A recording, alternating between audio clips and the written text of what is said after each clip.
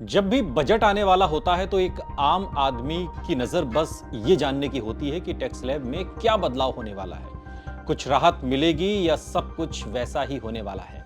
खैर, इन सबसे इतर आज हम आपको उस दौर में ले चलेंगे जब शादीशुदा और अविवाहितों के लिए अलग अलग इनकम टैक्स स्लैब की घोषणा हुई। नमस्कार, आप देख रहे हैं आज तक डिजिटल और मैं हूं आपके साथ अनूप आकाश वर्मा। ये बात 1955 और 56 के केंद्रीय बजट की है। तब देश के तत्कालीन वित्त मंत्री सीडी देशमुख थे और उन्होंने बजट में शादीशुदा और अविवाहितों के लिए अलग अलग इनकम टैक्स स्लैब किया। सरकार फैमिली स्कीम को शुरू करने के लिए टैक्स स्लैब का ये प्रावधान लेकर आई थी। वित्त मंत्री सीडी देशमुख ने शादीशुदा लोगों के लिए 1500 रुपए के मौजूदा टैक्स एग्जेम्प्ट स्लैब बढ़ाकर 2000 रुपए कर दिया था, जबकि अविवाहितों के लिए इसे घटाकर 1000 रुपए कर दिया गया।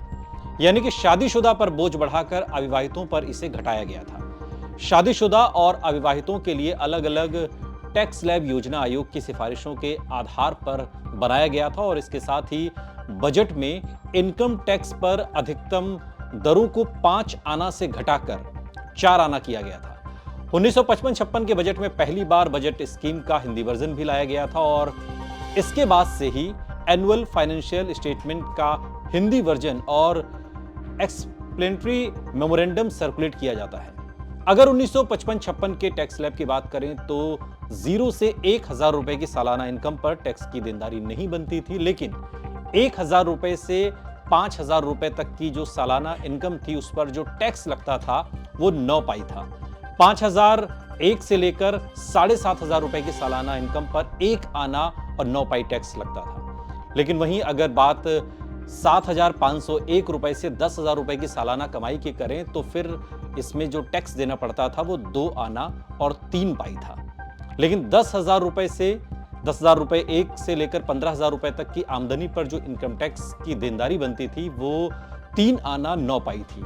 लेकिन अगर ये कमाई सालाना 15,001 से ज्यादा है तो फिर इसमें जो टैक्स देना पड़ता था वो 4 आने के रूप में देने पड़ते थे। सोचिए, एक दौर वो भी था, लेकिन तब कमाई भी कम थी, लिहाजा टैक्स भी कम था। लेकिन आज सब कुछ बदल गया है। ये किस्सा आपको कैसा लगा कमेंट बॉक्स में हमें जरूर बताइएगा। साथ ही ऐसे और वीडियोस के लिए सब्सक्राइब करिए हमारा यूट्यूब चैनल आज तक।